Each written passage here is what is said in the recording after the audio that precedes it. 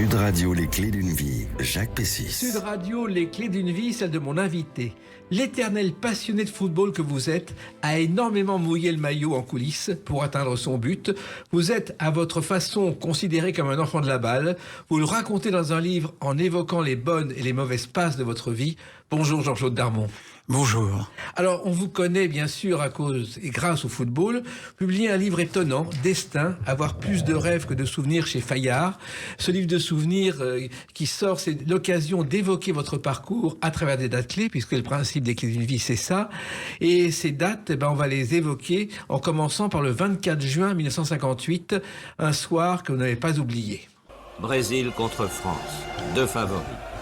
Copa et la France ont battu brillamment. Brésil-France 58, un match que vous avez vu dans la rue. Exact.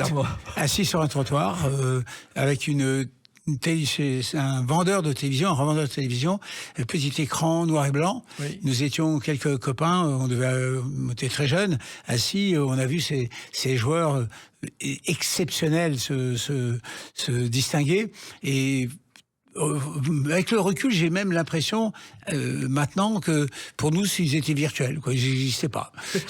C'était des maestros. En plus, il y avait un haut-parleur dans la rue pour tout entendre. Exact. C'est extraordinaire. C'est vrai. Parce qu'en plus, vous savez, il y a eu le même principe lors du couronnement de la reine Elisabeth, où les gens étaient devant les vitrines, mais il n'y avait pas de haut-parleur pour regarder le couronnement de la reine. Et à cette époque-là, on vendait 5000 postes de télévision par jour. C'était vraiment le lancement de la télévision. Énorme. Énorme. Alors, vous n'avez vu que la seconde mi-temps, je crois, à la télévision.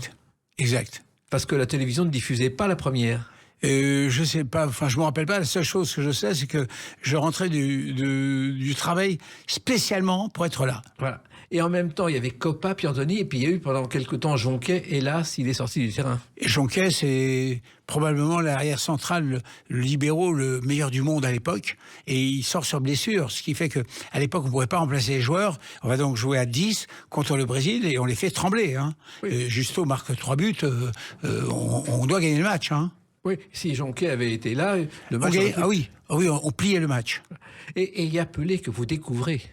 C'est vrai. C'est un gamin que personne n'attendait là. Il fait une Coupe du Monde exceptionnelle.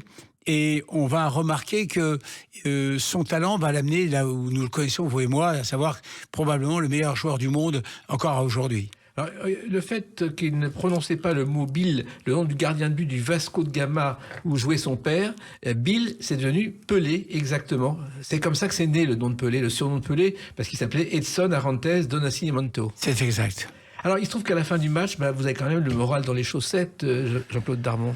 Un peu, oui, parce que on a tout misé sur cette équipe de France. Nous pensions qu'on allait battre le Brésil. On avait une équipe, je vous l'ai dit tout à l'heure, avec Pinverne, Vincent, Jonquet, Copa, là, Ballon d'Or quand même, etc. C'est toute une ossature du stade de Reims.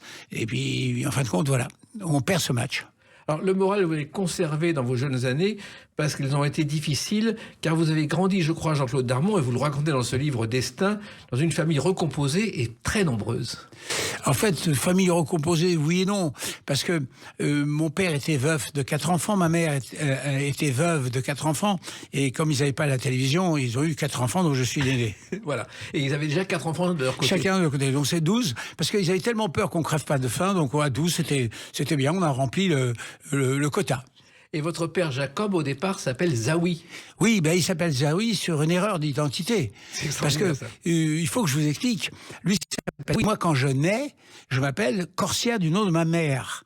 Car c'est la guerre. C'est la guerre. Et dans mon livre, vous verrez, il y a une page où, quand elle me déclare, il trouve moyen de marquer Ben Corsia. Et comme il y a erreur, il y a rature.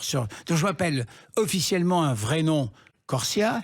Mon père me connaît et me reconnaît, il m'appelle Zawi, qui est un nom qui est pas le sien, et quand mon frère devient majeur, le premier, mon plus grand frère, va faire un scandale, il dit à mon père, on comprend pas, tu es le seul à t'appeler Zawi, alors que Darmon, notre grand-père s'appelle Naïm Darmon, dit Zawi, etc., un bordel, et au lieu de décider de prendre le nom de Darmon, mon père va le faire, mais ma mère, paix à son âme, lui dit, mais tu sais, si tu le fait, ils t'en donneront plus la retraite. Il dit, pourquoi? Mais parce que le nom disparaît.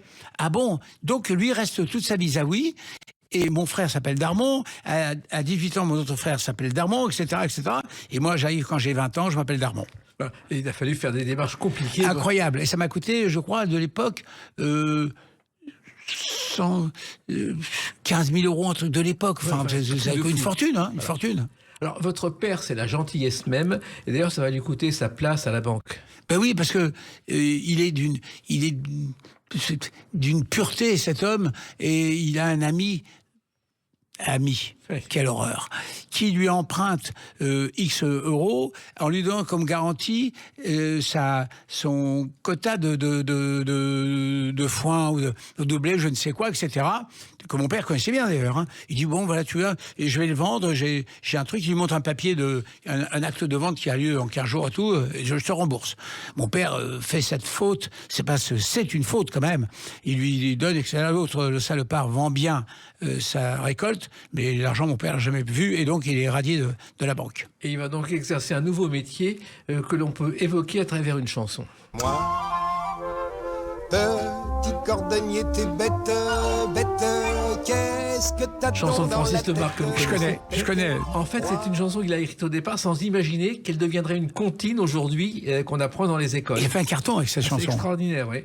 Et alors, il y a des gens aujourd'hui qui disent que cette chanson, en fait, c'est la prise de pouvoir d'un homme sur une femme par un sortilège et l'abdication de la liberté de cette femme sous la contrainte.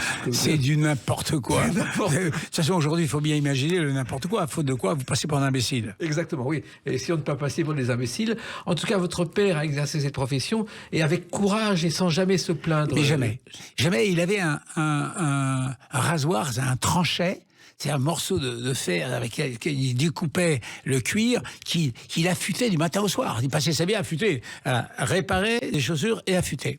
Et tout ça dans un appartement minuscule, puisque je crois que vous êtes à tous dans une pièce, et je crois qu'Anne Hidalgo aurait pu en faire la gestion tellement il y a de rats. Oui, enfin, franchement, dans les escaliers, un jour, alors que j'étais très très jeune, je devais avoir 4 ans, je suis face à face avec un rat qui mange, et mon premier réflexe maintenant, avec beaucoup de recul, je me dis, oh le con, il attend de manger ce que j'aurais voulu manger. C'était, je sais même pas ce qu'il mangeait d'ailleurs. Et puis, il se trouve que votre passion, c'est déjà le football, que vous jouez dans la rue. Oui, c'est facile. Vous savez, quand on est pauvre, et j'étais pas le seul pauvre dans ce quartier, nous étions tous pauvres, il y avait des balles qui étaient faites avec des caoutchoucs, avec du papier, du chiffon. C'était du n'importe quoi. Et on se déchirait déjà. Il se trouve que c'est à Oran, on ne l'a pas précisé, et que quelqu'un d'autre, dans sa jeunesse, a fait exactement comme vous, c'est Jean-Pierre Elkabbach. Oui, c'est vrai. Il jouait au football et il rêvait d'ailleurs à l'époque d'être joueur de football ou comédien. Lui pouvait l'être. Moi, j'ai jamais eu l'étoffe d'un joueur professionnel. Jean-Pierre, d'ailleurs, a été mon ami et j'ai eu beaucoup de peine de sa disparition. Et puis, bon, il faut quitter le pays. Là aussi, c'est une grande peine. Et vous allez vous retrouver à Paris parce qu'il n'y a pas d'autre solution. Vous prenez, je crois, le Sidi Bel Abbès. Exact. Qui est un bateau où nous sommes en cale et avec des vagues de folie, un bruit qu'on ne peut pas comparer à quoi que ce soit. Et pour un enfant, c'est un drame. D'ailleurs, vous parlez de ça. Jean-Pierre avait fait une émission à Nice pour rappeler les 40 ans du départ des Pieds Noirs, et moi cet épisode j'avais oublié, et d'un coup il parle à Alain Flelou qui lui raconte que son père était boulanger, je ne sais quoi, et après il me dit, et toi, qu'est-ce qui te revient? Et je suis resté tétanisé. Et je me rappelais pas de rien. Et je dis, mais j'ai ça. Et voilà, c'est sorti comme... c'est sorti, voilà. Effectivement, le côté souvenir, vous avez même oublié la durée que vous avez passée dans un orphelinat en arrivant à Paris. Mais Canal m'octroie un documentaire. Et donc, ça se passe plutôt très très bien. J'ai au fond de moi ce traumatisme que j'ai oublié. Et puis d'un coup, ça sort. Et j'ai dit, vous savez, je suis resté un an et demi dans un orphelinat. Il me dit, c'est pas vrai. Si, voilà, avec ma sœur Josette, on était à tel roi, place d'Enfer au Chaud. D'ailleurs, quand j'allais à l'aéroport de Orly, je passais devant. Il me dit, ah bon? Et donc je raconte ma vie, ou le peu de vie dont je me rappelais, c'était pas aussi évident. Et au sortir de cette discussion, je vais sur l'intelligence artificielle voir si ça existe encore. Non, ça n'existe plus. C'est à l'hôpital, c'est remboursé par l'hôpital Saint-Vincent-de-Paul. Oui. Et je vais sur donc rechercher, et on me dit que c'est la mairie de Paris qui gère les archives. J'appelle donc la mairie de Paris. La jeune femme est hyper géniale. C'est pas elle qui s'occupe de ce dossier, mais pour moi, elle va le chercher. Elle me le sort. Et deuxième traumatisme, j'ai passé 3 semaines et demie. C'est incroyable. Vous n'en avez aucun souvenir. Ah mais non, moi je me rappelle des curés avec qui j'étais, ma sœur avec les sœurs qui l'emmenaient, etc. Mais non, je pensais avoir passé 1 an et demi, tellement ça a dû me sembler long, terrible. En fait, je me suis senti probablement abandonné. Il se trouve que vous retrouvez vos parents ensuite. Ça s'appelait à cette époque l'hospice des enfants assistés. C'est vrai. Qui était tenu... Assisté et abandonné. Et abandonné, Ouais. voilà. Et il se trouve qu'ensuite vous allez vous retrouver à l'Isle-Adam parce que votre père a trouvé du travail. Et là, ce sera déjà un peu plus joyeux. C'est plus joyeux, mais l'Isle-Adam, c'est une ville bourgeoise. Oui. C'est pas la même chose. Et quand on est pauvre dans une ville où quasiment tout le monde est bourgeois, c'est déjà plus difficile à s'intégrer. Et on a le sentiment, pas moi, alors soyons clairs, j'ai jamais vécu l'antisémitisme, jamais. Dans toute ma carrière d'enfant jusqu'au bout du bout, jamais. Mais ils avaient cette espèce de réticence de ces étrangers qui venaient, voilà. Donc j'étais un étranger. Et voilà. Et heureusement, les choses ont changé. Il y a une autre date importante dans votre parcours qui est aussi présente dans ce livre. C'est le 12 septembre 1972. À tout de suite sur Sud Radio avec Jean-Claude Darmon. Sud Radio, les clés d'une vie, Jacques Pessis. Sud Radio, les clés d'une vie, mon invité Jean-Claude Darmon pour ce livre Destin, avoir plus de rêves que de souvenirs chez Fayard. Un livre où vous racontez vraiment votre parcours. Il y a une date qui m'a frappé, le 12 septembre 1972, un jubilé joyeux, celui que vous allez reconnaître. À 70 ans, c'est un jeune retraité qui nous reçoit chez lui, dans sa maison toulousaine remplie de souvenirs. De la tapisserie à l'assiette nominative, en passant par la Légion d'honneur, Juste en a reçu des récompenses pour un exploit mondial encore inégalé, 13 buts marqués en une seule Coupe du Monde. Voilà, Juste Fontaine. Oui. Et il vous appelle un jour pour dire je vais faire mon jubilé et c'est toi qui vas l'organiser. Exact. Et je suis sidéré.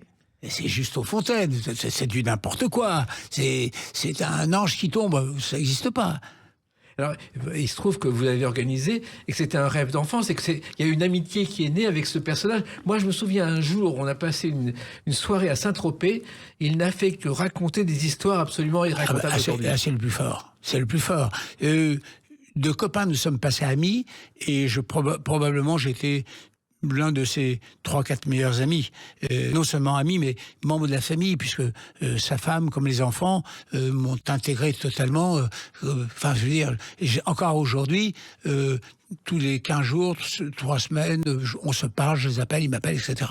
Alors, il se trouve qu'il y a un souvenir très particulier. C'est un match de football amateur à Acapulco. Ah mais c'est inénarrable. Je préfère pas le raconter tellement c'était... Nous sommes 5 contre 6. En face de nous, on a Copa, on a quelques joueurs de cette époque. Et je joue avec Justo et Enrico Macias, d'ailleurs, dans notre équipe. Et nous sommes 5, nous, ils sont 6. Donc je vais chercher un type qui est en train de bronzer. Il est égyptien, canadien. Et il dit oui, je joue au foot, donc il joue avec nous. Justo marque tous les buts. Justo avec une béquille, il marchait sur une jambe. Hein. Lui et Raymond s'insultaient comme c'était pas permis. Et donc on gagne. Et à la fin du match, le égypto-canadien vient vers lui, lui dit « Tu sais, toi, tu aurais pu jouer au foot. Hein. » Et là, on a habillé Justo pour l'hiver, quoi. Pendant 40 ans, il ne l'a pas lâché. Voilà. Et Copa aussi, parce que Copa, qui est un génie, qui a commencé à la mine et qui a été le premier ballon d'or de l'histoire, il avait un caractère pas facile et quelquefois vous en profitiez. Ah ben évidemment. Non, d'abord, Raymond était très pognoniste. Il aimait l'argent. Oui. Il aimait l'argent parce que, de vous à moi, hein, avoir été l'un des meilleurs joueurs du monde et gagner le SMIC, ça le rendait pas heureux. Hein. Il allait au Real de Madrid, il gagnait sa vie, hein, mais c'est pas Maradona d'aujourd'hui. Hein. C'est pas le football d'aujourd'hui. C'est pas Messi. Hein. Donc, on savait ça et donc on lui a monté des coups terribles entre Justo, qui était espiègle et drôle, et ma pomme, qui était un malin, parce que je les aimais tous les deux. Et on lui a monté des arnaques, il faut voir ce qu'on lui a fait. Alors, il se trouve que tout a commencé pour vous dans ce parcours à Marseille, où vous commencez à décharger des docks parce que votre père a trouvé du travail à Marseille. C'est vrai.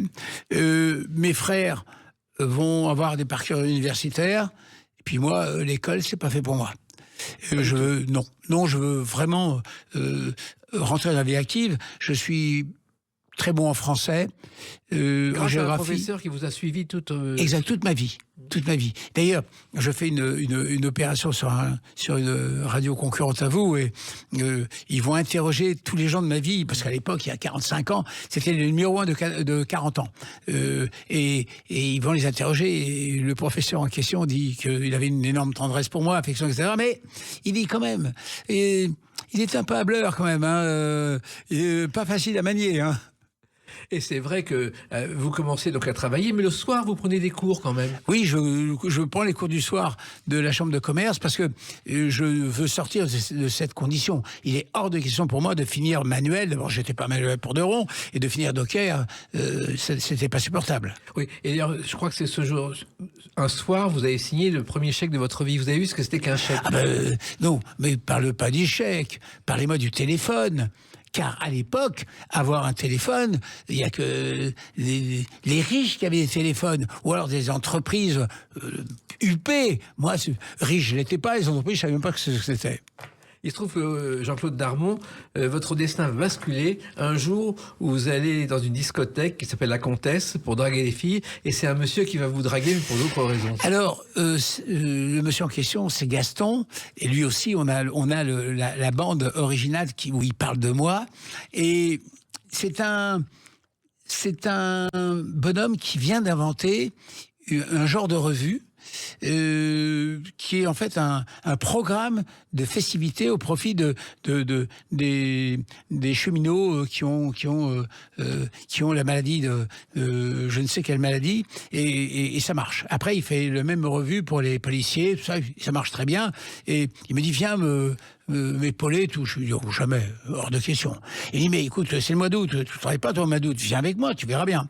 Et c'est vrai que il m'emmène voir ce type de démarche, et lui qui savait à peine parler français s'en sortait très bien. Je me suis dit, il faut pas déconner. Donc j'ai 17 ans et demi, je vais le faire et je vais gagner 10 fois ce que je gagnais avant. Et vous commencez à faire des démarches pour de la publicité. C'est vrai, voilà. c'est vrai. Et d'ailleurs, la pub dans les journaux, c'est un Marseillais, Émile Girardin, qui a été le premier à proposer dans les journaux en 1830 de mettre des encarts pour les grands magasins. Et c'est comme ça que ça a démarré. Il faisait aussi de la démarche à domicile. J'étais pas là à cette époque. Non, j'ai remarqué. Alors, il se trouve que ça marche tout de suite, mais qu'en même temps, le football ne vous a pas lâché. Vous jouez dans un petit club, mais vous êtes gardien de but, c'est pas extraordinaire. Oui. Non, je suis pas encore gardien. Je joue devant. Je suis pas très bon. Je suis ailier gauche, mais je me démerde pas mal. Puis on a un gardien, c'est une passoire. Oui. Et un jour, fou de rage, je lui arrache son maillot et je joue gardien. Bien m'en a pris et mal m'en a pris, parce que jouer gardien de but, c'est l'horreur. Je priais Dieu, moi qui suis croyant, je crois qu'en Dieu d'ailleurs, que le ballon ne vienne jamais. Parce que un joueur qui fait une faute, c'est normal. Un gardien qui fait une faute, c'est un but. Oui, d'accord. Et toute la responsabilité me tombait à moi, le gamin derrière, etc. Et puis un matin, Jean-Claude Darmon, et ça va changer votre destin, vous avez une idée que personne n'avait eue, c'est faire un livre d'or pour un club. Ben oui, c'est une rétrospective d'un club. C'est-à-dire, j'arrive dans un club de rugby. J'ai commencé par le rugby, un club qui débute. C'est-à-dire que donc ils sont en 1800 et des poussières. Et je le raconte jusqu'au moment où j'arrive. C'était 1968, 69. Et grâce à ça, je mets de la publicité dans ce livre. La publicité va payer donc le livre, va donner une quote-part au club et grâce à ça aussi, le club va le vendre à ses supporters. Et comment est venue l'idée ? Comme ça. Des idées, alors, Jacques, il faut que je vous le dise, les idées viennent tout le temps comme ça. On n'a pas de, c'est pas de la recherche scientifique avec des ingrédients. Non, c'est spontanément, on est pris par la passion et ça sort comme ça. Oui, et il se trouve d'ailleurs que ce club pour lequel vous avez travaillé au début, il doit beaucoup à ce chanteur. Viens Poupole, viens, je mets pas en émoi, ils seront bien sans moi. Félix Mayol qui a financé le club de Toulon, c'est exact, le RCT, c'est vrai, qui était la grande équipe de l'époque. Il avait dit à l'époque, mes chansons s'envolent, mais je suis certain que mon stade servira à faire une forte et belle jeunesse. Il avait raison. Et alors, il se trouve que donc vous allez commencer avec ce club et l'idée va germer pour aller plus loin parce que vous avez trouvé un filon. Oui, je vais faire tous les clubs de rugby, avant même le club de football. Je veux pas me frotter au football. Je veux arriver au football avec une expérience. Et après, le football, j'ai Reims, Sochaux, etc. Et je tombe surtout au FC Nantes, qui est la grande équipe des années 70-80. Voilà. Mais le rugby, finalement, c'était aussi une passion. Oui, ça l'est, mais alors franchement, je ne savais pas jouer au rugby, hein. Non, c'était une passion parce que j'aimais ces combattants, j'aimais cette façon d'aborder la Marseillaise, d'être empli de cette force qui disait on représente la France. Voilà. Et le rugby est un sport cher à Sud Radio puisque nous sommes la station du rugby. Je le sais, voilà. Je le sais. Et c'est vrai que de temps en temps, vous êtes allé voir des matchs par passion. Ah mais pas de temps en temps. Tous les matchs de l'équipe de France. À domicile, à l'extérieur, j'allais. D'ailleurs, Albert Ferras, qui était le président mythique, et Bernard Lapassé, qui a passé, je suis resté avec eux, l'air de ne pas y toucher 35 ans. Vous pensiez à l'époque que vous aviez une carrière devant vous avec de telles idées, ou c'était pour vous une façon de gagner modestement votre vie ? Non, j'avançais. Je ne savais pas où j'allais, hein, ça c'est d'une évidence, mais j'avançais. Donc, j'avais l'idée que j'allais exister dans le sport, mais jamais pour le parcours que j'ai fait, évidemment. Mais en même temps, vous ne pensiez pas de toute façon finir joueur, il fallait aller mais jamais. D'abord parce que j'avais pas les qualités, c'est évident. Eh bien, vous avez fait beaucoup d'autres choses, et il y a encore quelque chose qu'on vous doit, et qui est évoqué dans ce livre, qu'on va évoquer à travers la date du 16 septembre 1977. A tout de suite sur Sud Radio avec Jean-Claude Darmon. Sud Radio, les clés d'une vie, Jacques Pessis. Sud Radio, les clés d'une vie, mon invité Jean-Claude Darmon pour ce livre Destin, avoir plus de rêves que de souvenirs chez Fayard. Un livre de souvenirs dans lequel je pioche des éléments et des dates. Et le 16 septembre 1977, vous en parlez dans ce livre, c'est une première à la télévision. Téléfoot le samedi soir.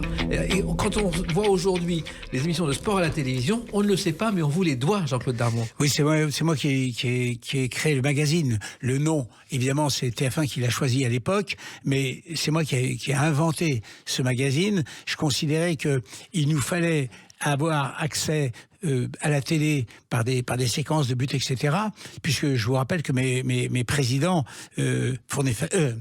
Jean Sadoul et Fernand Sass considéraient que la télévision dans un stade vidait le stade. Oui. Donc, d'ailleurs, pendant un certain temps, il y a eu la télévision qui était interdite dans les stades. Ah mais totalement. Et après, je vous raconterai. Bon, donc je vais le vendre à Chapat et à Couder. L'un est le patron du cyclisme, l'autre le patron de rugby. À Antenne 2. À Antenne 2. Oui. Tous les deux sont patrons d'Antenne 2.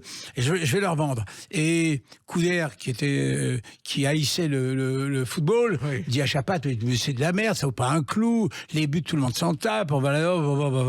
Et là, il y a Thierry Roland qui est pour. J'y arrive. Oui. Ils sont dans un bureau tous les deux de Nabab, et Thierry, qui avait été une star, mais mis au piquet après les grèves de 68, se lève avec son adjoint, son ami, et en disant mais vous êtes des cons, on va faire ça, il faut le faire. Il dit ouais, de quoi tu te mêles, ça va coûter cher, nous on veut pas le faire. De toute façon, c'est simple, nous sommes la première station de sport, ce qui était vrai, pas besoin de ça. Ils me mettent dehors. Alors, il se trouve que, en plus, Thierry Roland avait commencé, je ne sais pas si vous le savez, dans Sport Dimanche, qui est la première émission de résultats, parce qu'à l'époque, on ne donnait pas les résultats. Et Raymond Marcillac a eu l'idée de faire Sport Dimanche, présenté par Zitrone. Je me rappelle. Avec deux débutants, Drucker et Exact. Thierry Roland. Exact. À 20h20 le dimanche. Ouais, et ils font un carton d'ailleurs. Voilà. Donc, ça marche pas sur Antenne 2. Vous allez voir TF1. Je vais voir TF1, je tombe sur Georges Decaune. Georges et le football, c'est pas sa came, mais il est patron des sports.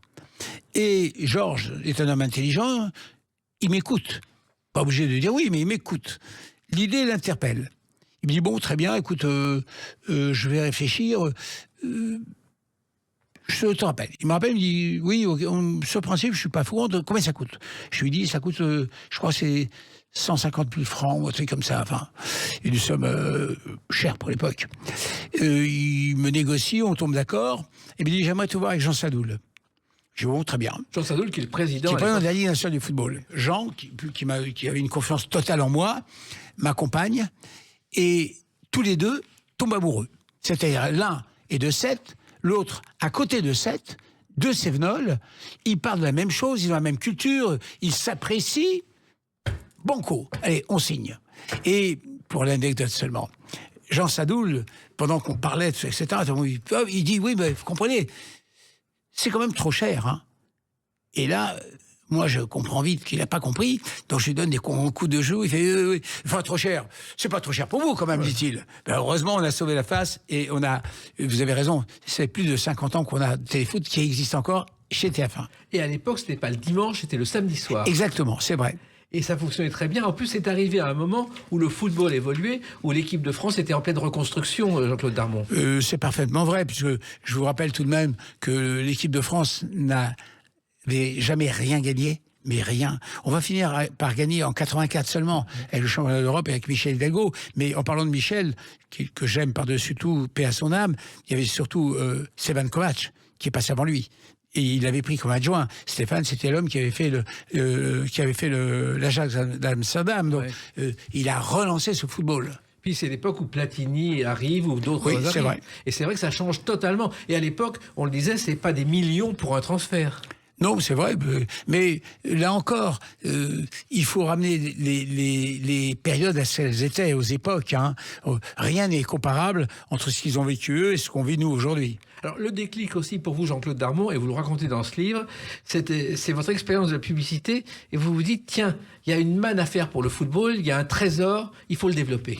Oui, c'est grâce à Robert Buzinski qui était à Nantes. Qui était quasiment l'âme de Nantes. Il m'amène un entraînement de l'équipe du FC Nantes un matin très tôt, genre 8h, 9h. Il y a beaucoup de brouillard, il pleuviote, etc. Et c'est d'une tristesse, hein, mais c'est à mourir. Les joueurs, d'ailleurs, je me demande comment les joueurs se trouvent. Et je lui dis, mais il faudrait faire de la couleur, une couleur qu'il faut repeindre. Je dis non, si on mettait des panneaux. Il me regarde, il dit, pourquoi des panneaux? Je dis, parce que c'est bien, le panneau, etc., etc. Il me dit, écoute, fais-le. Je dis, mais alors, je vais voir la mairie, qui me dit, oui, on peut faire des panneaux, mais on a déjà un contrat avec un Parisien qui a mis 2 panneaux bidons. À la fin du contrat, voilà, j'ai dit, à la fin du contrat, moi, je me positionne au titre du FC Nantes. Donc, j'ai acheté, non pas à Jean-Claude Darmon, mais bien au titre de mon club, lequel me versait évidemment une commission, et la saga des panneaux a démarré. Oui, car aujourd'hui, tous les panneaux qu'on voit dans les stades, avant vous, il n'y en avait pas, Jean-Claude Darmon. Nulle part, c'est vrai. Et vrai. Personne n'y avait pensé. Oui, mais j'ai tellement fait de choses où personne n'y pensait que maintenant, aujourd'hui, ça me laisse indifférent. Surtout qu'à l'époque, la fédération de football, l'argent, c'était pas sa motivation première. Ah ben, d'abord, parler d'argent, c'est pas la fédération, c'est ce pays. Parler d'argent est infamant. Vous le savez bien, tous courent après l'argent, mais dès qu'on parle d'argent, c'est mal vu. Mais là, j'ai un président, Jean Sadoul, qui n'aime pas l'argent, à qui je vais faire la démonstration que grâce à ça, on peut faire des centres de formation, d'avoir une espèce de développement de notre sport, etc., etc. Et je l'ai convaincu, il arrive à convaincre faire ça, c'est banco, ça démarre très fort. Alors, le premier client, je crois que c'est les chaussettes Kindy. Oui. Alors, la marque Kindy, d'ailleurs, ça vient de Kennedy. Je ne sais pas si vous le savez. Non, je ne sais pas. C'est 66, ils sont inspirés de Kennedy. Il est toujours vivant, hein, Jean-Yves Leclerc. Et ce groupe a obtenu la licence Walt Disney et Astérix aussi en 90 et 92. Et c'est le premier à avoir cru en vous. Il a cru en moi parce que j'ai cru en lui. C'est un homme exceptionnel, qui était avant-gardiste, et il va me donner ce que vous ne pouvez pas savoir. Il ne faisait pas panneau après panneau. Il va finir par me donner un budget énorme d'avance Donc ça me conforte, ça développe, c'est exceptionnel. La chance qu'il me donne, il y a 2 marques qui me donnent, c'est Sport 2000 et lui, qui me font une confiance absolue. Donc on voit des panneaux Partout. Et là, bien sûr, le chiffre d'affaires s'en ressent immédiatement. Chez lui Oui. aussi, et chez moi aussi, évidemment. Alors il y a quand même un panneau mythique dans votre histoire, Jean-Claude Darmon. C'est un match avec le coup franc du siècle, je crois. On est à un match de l'équipe du Brésil, Avec Roberto Carlos. Roberto Carlos, qui est l'homme capable de mettre un coup franc à 50 mètres. Et il doit être à 30 mètres. Il prend son élan, il frappe la balle. Et la balle vrille. Et au lieu d'avoir le plaisir de voir cette balle vriller qui va finir au coin, je me dis... Oh putain, s'il rentre dans le but, parce qu'il était capable, hein. Ouais. Et il va me détruire mon panneau. J'avais mis le panneau Kindy en plein milieu. Et non, à droite, il me met tchac dans la lucarne. Il m'a sauvé, lui aussi. Et en même temps, le panneau a été vu dans le monde entier. Oui, mais oui, c'est ce qui m'a permis d'ailleurs d'aller après en Belgique, en Russie et tout, pour les convaincre de me faire confiance. Oui, parce que personne dans le monde n'avait fait ce genre de panneau publicitaire. Et jamais, ils connaissaient pas. Mais comment ça se fait? Mais non, le seul pays qui aurait pu le faire, c'est les États-Unis. Oui. Mais ils pouvaient pas, parce qu'ils vendaient les droits de retransmission à une chaîne de télé qui eux-mêmes faisaient des spots. Donc ils interdisaient qu'il y ait de la publicité tout autour du stade, sonore ou pas sonore. Et puis il y a une autre invention aussi qui a été importante et qui a changé la vie du football, ce sont les panneaux électroniques, Jean-Claude Darmon. Ne me parlez pas de ça. Ça a été le plus grand désastre de ma vie. J'ai inventé le panneau électronique parce qu'à l'époque, souvenez-vous, il y avait 2 personnes qui étaient sur un panneau manuel. On plaçait les scores les uns après les autres, etc. Et moi, parce que j'ai 10 ans d'avance sur tout le monde, je me fais faire un panneau électronique. Je suis fier de moi. C'est formidable. Je mets évidemment à mon club d'origine, le FC Nantes. Et j'ai bien fait. J'ai du mal à ce qu'il soit à l'heure. Il est à l'heure. Formidable. Et dans la nuit et le lendemain, il tombe des tonnes d'eau. Mais des tonnes. Et mon panneau n'a pas supporté, il a éclaté en vol. Voilà, il a explosé. Oui. Mais c'était... Et d'ailleurs, les joueurs ne jouaient pas. Ils nageaient probablement, parce qu'il y avait 3 mètres d'eau. Hein. Mais ça s'est rattrapé ensuite, vous avez... Oui, évidemment. Et les panneaux électroniques qu'on voit aujourd'hui, on vous les doit aussi. Oui, alors moi j'avais pas les images à l'époque, rappelez-vous. Hein. Les images sont arrivées bien après. Hein. Mais, pardon. Et les premiers panneaux électroniques, je ne sais pas si vous le savez, c'est aux États-Unis et à Saint-Pétersbourg en Russie. Ce sont les 2 premiers pays à avoir tenté cette aventure. Mais ça m'étonne pas. Alors, et ensuite, il y a eu les panneaux, et puis il y a eu la pub sur les maillots, Jean-Claude Darmon. Et là aussi, c'était assez limité à l'eau minérale. Alors... Le premier panneau qu'on a, et c'est pas moi qui amène le client, c'est Jean Sadoul. On l'appelle directement en disant voilà, nous sommes la marque telle marque d'eau, etc. On aimerait. Jean me dit l'eau, le football, ça se marie bien. Nous, évidemment, on marque notre marque sur les maillots, sur l'ensemble des maillots. Toutes les équipes portaient la même marque. Puis d'un coup, à Bordeaux, ils portent pas la marque. À Montpellier, ils portent pas la marque. Du côté de Dijon-Lyon, pourquoi? Il dit, nous on vend du vin et on va porter la publicité maillot de l'eau, hors des questions. Et notre contrat a avorté. On a dû ouvrir le 1er janvier, le 5 janvier, on est plié, quoi. Voilà, ça n'existait plus. Tout était tombé à l'eau, si j'ose dire. Exactement. Et alors donc, en même temps, vous allez beaucoup plus loin et vous allez créer les premières marques sur les maillots. C'est vrai. Alors, la première marque que je mets en place s'appelle Crozatier à Nantes. Oui, c'est un magasin de meubles. Franchise nationale, hein, grande boîte, mais là, c'est le local qui me l'avait acheté. Et j'avais marqué Crozatier d'une façon très perceptible, très belle, sur le maillot, sur une seule ligne. Le client, après un match, me dit non, je suis pas content, on me voit pas assez. Je dis mais non, il me dit je peux pas faire plus. Non, mettez-moi Cro et Zatier dessous. Je dis mais c'est pas possible. Oui. Donc j'ai encore les images de ce match, j'ai encore les maillots de ce match. Il a marqué Cro, Zatier. Évidemment l'année d'après, il m'a pas renouvelé le contrat, il avait raison. Ouais. En même temps, il y a quelqu'un qui doit beaucoup au magasin de meubles parce que ses parents tenaient un magasin de meubles et c'est comme ça qu'il a commencé à faire du sport. C'est Alain Prost. Ah, je ne savais pas. Et il est le fils de marchand de meubles. Je ne savais pas. Et donc, vous avez quand même développé les choses parce qu'aujourd'hui, des maillots, il y en a partout. Et on voit des enfants avec des maillots. Et ça aussi, on vous le doit. Bah oui, c'est le fameux merchandising. C'est-à-dire j'avais, d'ailleurs, on voit les maillots marquer des marques, mais j'ai inventé autre chose de l'époque. J'ai inventé la sérigraphie des joueurs sur un maillot. Oui. C'est la tête d'Henri Michel. Alors, inutile de vous dire que c'était tellement bien fait qu'au premier lavage, Mickey avait disparu du maillot. Oui, mais en même temps, tous les enfants d'aujourd'hui ont un maillot avec un numéro ou une tête de quelqu'un. Ah, facile, mais ils ont pas un maillot, ils ont des maillots. Et ces maillots sont devenus mythiques parce que maintenant, dans chaque équipe, il y a des publicités, il y a des... Oui, exact. Ben, c'est aussi que la rentabilité est énorme. Puis ces maillots, aujourd'hui, rapportent des sommes incroyables. Ça peut aller de 5 millions à 60 et 70 millions. Mais en même temps, toutes les équipes le font, y compris les équipes amateurs. Oui, mais tout le monde. Parce que ça rapporte 4 sous pour les équipes amateurs et X millions pour les équipes professionnelles. Et là aussi, il fallait l'imposer, c'était pas évident, Jean-Claude Darmon. Au début, oui, mais pas vraiment. Oui, au début, parce que ça chiffonnait, mais dès lors que ça rapportait assez d'argent pour avoir des infrastructures, des centres de formation, des voyages, nos équipes voyageaient en train ou bien voyageaient en car, ils voyageaient en avion. Voilà. Parce que d'un coup, on avait les moyens. Eh ben, vous avez, si j'ose dire, mouillé le maillot pour réussir cette opération et bien d'autres qui sont évoqués dans ce livre qu'on va évoquer à travers la date de sa sortie, le 3 décembre 2025. À tout de suite sur Sud Radio avec Jean-Claude Darmon.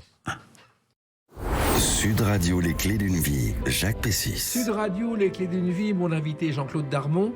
Le 3 décembre 2025 est sorti ce livre qu'on évoque depuis le début de l'émission, Destin, pour avoir plus de rêves que de souvenirs chez Fayard. Alors d'abord, pourquoi avoir écrit ce livre aujourd'hui et pourquoi un tel titre ?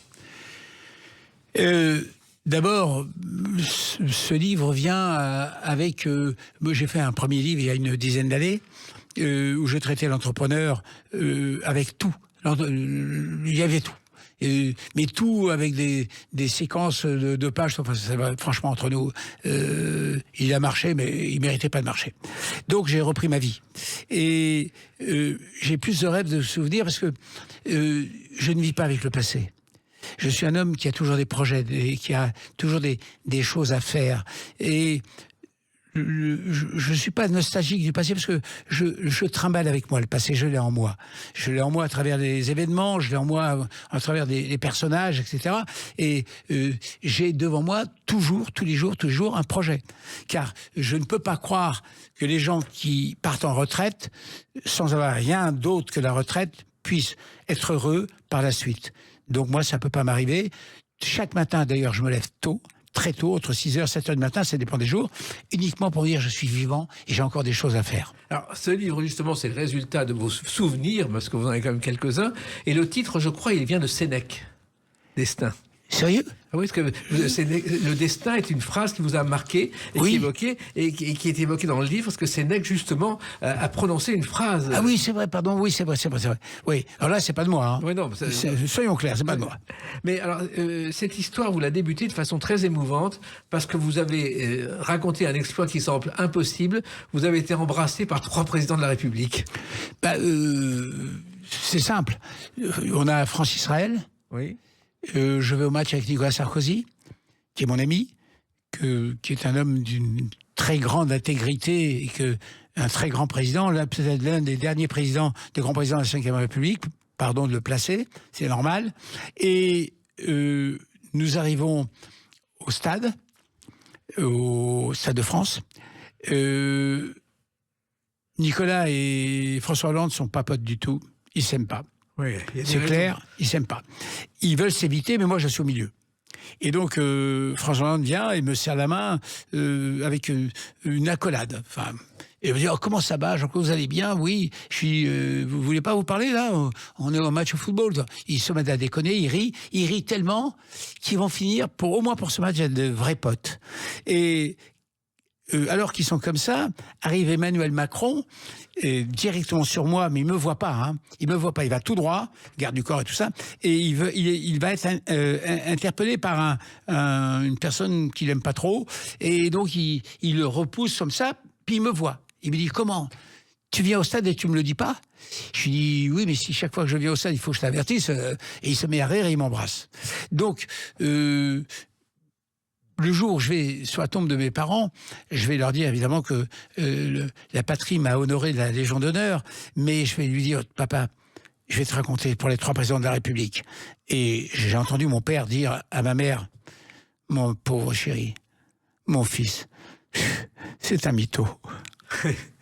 Vous avez démontré le contraire, mais en travaillant 15 heures par jour, et vous êtes l'un des rares PDG qui était aussi femme de ménage le soir dans vos bureaux. Oui, mais c'est normal. Je veux dire, je le disais il y a pas dernièrement dans une émission, il n'y a pas de génie sans travail. Le travail est fondamental. Et il faut être un exemple pour le personnel. Sinon, ils ne croient pas en vous. Il faut mouiller le maillot, vous l'avez dit tout à l'heure, il faut mouiller le maillot pour réussir. Et je ne m'accroche pas à cette réussite et je ne me pavane pas de cette réussite. Mais je dis que c'est vrai que je me suis donné les moyens d'être ce que je suis. Et Brel disait toujours, la réussite, c'est 5% de génie et 95% de travail. Il a raison. Alors, il se trouve que vous avez un côté visionnaire en permanence, jusqu'à prévoir, je crois que vous étiez à peu près le seul, à penser que la France gagnerait la Coupe du Monde 1998. Ah ben, j'ai pas de mérite, franchement, aucun. Aimé Jacquet est pris à partie. On dit que nous sommes une équipe de vainqueurs de matchs amicaux. C'est vrai qu'on était fait par des équipes professionnelles, des équipes nationales. Et moi, je vois les joueurs. Je vois que ce sont des joueurs de très très grande qualité, qui méritaient mieux que le sort qu'on leur prédisait. Donc j'étais près d'eux, et j'ai la chance d'être accompagné par Philippe Pia, qui était président des joueurs, qui lui-même avait confiance, et depuis le début, je disais, on va être finaliste dans le pire des cas, mais moi je dis qu'on va gagner la Coupe du Monde, et on l'a gagné. Et à l'époque, Aimé Jacquet, qui avait été en plus été jeté de partout quelques années plus tôt, je l'ai dit, oui, c'est vrai. Et c'est vrai que personne ne croyait en Aimé Jacquet, personne ne pensait qu'on gagnerait. Moi, j'ai pratiqué Aimé au Girondins de Bordeaux. J'ai vu le travail remarquable qu'il faisait. Il essayait de détecter les joueurs dans un système de jeu que lui-même avait en tête. Et puis, ça lui a donné raison. Et les joueurs ont eu confiance en lui. Zidane s'est épanoui comme jamais. Youri Djorkaeff, Robert Pires, enfin, je vais tous vous les citer. Hein. C'est exceptionnel, cette équipe. Cette équipe était exceptionnelle. Alors, vous évoquez aussi dans ce livre, Jean-Claude Darmon, vous évoquez Jean-Michel Aulas. Quand il a pris l'Olympique Lyonnais en 78, finalement, vous lui avez été très utile.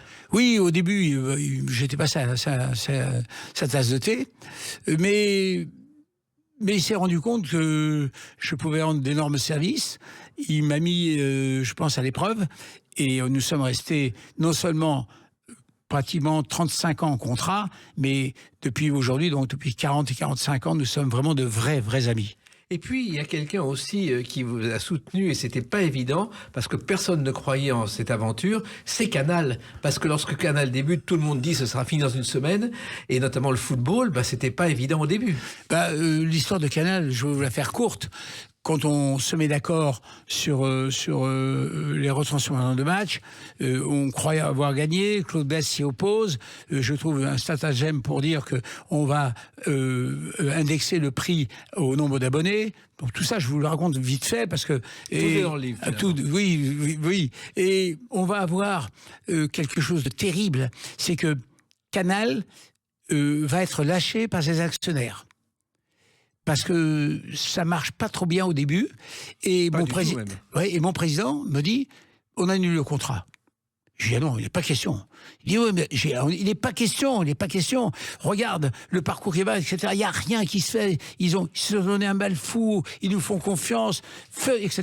Et Jean Sadoul, j'arrive à le convaincre qu'il faut continuer ce contrat. Et vous connaissez la suite, c'était un succès exceptionnel. Voilà. Et ça grâce à vous, parce que personne n'y croyait, justement. Et puis, il y a une chose qu'on a un peu oubliée, c'est que vous avez été président du Parc des Princes, Jean-Claude Darmon. Avec Michel Jazzy. Moi, je n'ai pas oublié. Hein. J'étais président du Parc des Princes, c'est-à-dire que c'était le sacre. Vous vous rendez compte, président du Parc des Princes. Comment c'est arrivé ? C'est arrivé je fournissais quasiment la totalité des panneaux au régisseur de l'époque, qui était le groupe Perrier, qui avait la régie du Parc des Princes. Et dans l'appel d'offres, je pense que j'allais le gagner. Et comme ils sont intelligents, ils m'ont fait venir. Ils disent, plutôt que de se chamailler, on s'associe. Je l'ai fait, avec juste raison. ça a très bien marché. Puis un jour, je leur ai dit, écoutez, on peut pas rester ensemble. Je fais 99 du boulot. Vendez-moi vos parts. Ils me disent, oui, on est d'accord. Ils me l'ont vendu. Et puis, je suis devenu seul président, alors que j'avais été avec Michel Zadi, qui est un être exceptionnel, un champion de champions. Et là, j'ai tout essayé. Motocross, enfin, j'ai tout fait. Même les Rolling Stones. J'ai fait Rolling Stones, j'ai fait les plus grands chanteurs au monde sont venus. Michael Jackson. Exactement, c'est vrai. Prince. Et Michael Jackson, moi je me souviens de l'avoir croisé, il était tout timide. Ah oui, mais vous ne pourrez pas croire. Et l'anecdote, il faut que je vous la raconte parce que ma fille m'en veut encore. Ma fille chante, pour déconner évidemment, mais elle chante. Et elle avait 10-12 ans et je lui ai dit, écoute, ce soir tu chantes avec Michael Jackson. Et c'est que j'étais président du Parc des Princes, sa pauvre gosse l'a cru. Et donc tout le long, on dit, on va pas voir Michael, je chante pas. Je dis, attends. Puis après, j'ai tellement eu honte qu'il faut que je l'amène. Et je l'ai amené donc le voir. Et puis ça a été un choc terrible. Et aujourd'hui, il me reproche de lui avoir menti. Elle avait raison. Je suis un menteur. Voilà, j'ai honte. Mais enfin, là, vous avez fait d'autres vérités. Et notamment, Clairefontaine, dont tout le monde parle aujourd'hui, vous avez assisté à sa construction, Jean-Claude Darmon. Oui, non seulement assisté, mais j'ai trouvé le financement par la Fondation, grâce à Philippe Pia encore, mon ami. Fernand Sastre et Jean Sardou, nous ayons fait une confiance énorme. Nous avons trouvé des sponsors bénévolement, évidemment. D'ailleurs, puisqu'on parle de bénévolement, tous les droits de Canal+ du football, du championnat, je ne touchais pas un seul centime. Tous les droits d'équipe de France que je vendais à TF1 et Téléfoot, je ne touchais pas un seul centime. C'est pour l'amour du sport. Non, mais non. J'étais là pour servir, pas pour me servir. Et donc, c'était normal que je fasse. Et puis encore une fois, le rugby cher à Sud Radio vous doit beaucoup, avec le village des Tentes que vous avez sauvé alors qu'il était condamné. Ah ben totalement. On a, moi, ce président Albert Ferras que j'aimais, mais qui me le rendait bien. J'avais ce village qui n'avait pas été pas clair en matière de gestion, et il me l'a confié. Mais il me l'a confié, je ne savais pas, moi. Il m'a donné rendez-vous à l'hôtel où il y avait donc le conseil d'administration. Il me dit, bon, Jean-Claude, non, Darmon, bois un café. Ouais. Bon, on rentre au conseil. Oui. Il fait venir un conseil d'administration, c'est bizarre ça. Puis plutôt, ils étaient très, très secrets. Je m'installe, tout. La parole est prise, et puis il dit, voilà, Jean-Claude Darmon va faire le village, tout ça, etc. Peut-être pas. Et d'un coup, il y a un opposant. Je tais son nom parce qu'il est parti. Il était le meilleur ami d'Albert. Et là, il y a friction. Et tous les gros par-dessus. C'est des amis d'Albert Ferras, des hommes, comme on n'a plus aujourd'hui, des hommes d'honneur, des hommes qui avaient...